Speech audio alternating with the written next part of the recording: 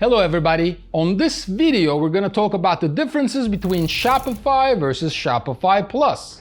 At Optimum 7, we have done thousands of platform migrations in the past 10 years.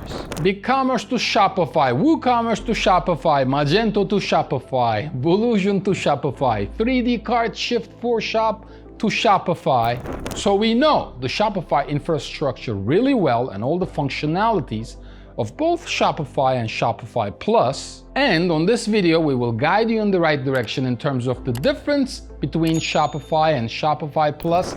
And we get this next question a lot. Is Shopify Plus faster?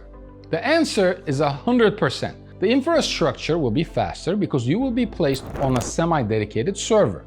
However, if you have a really shitty template structure or really crappy code, your website will slow down. That's why at Optimum 7 we recommend a headless implementation with certain types of websites that have thousands of SKUs, because headless will make your website fly regardless of what platform you're on. And this is one of the technologies that we suggest to clients that we have that do over $10 million in annual revenue, a headless e-commerce infrastructure.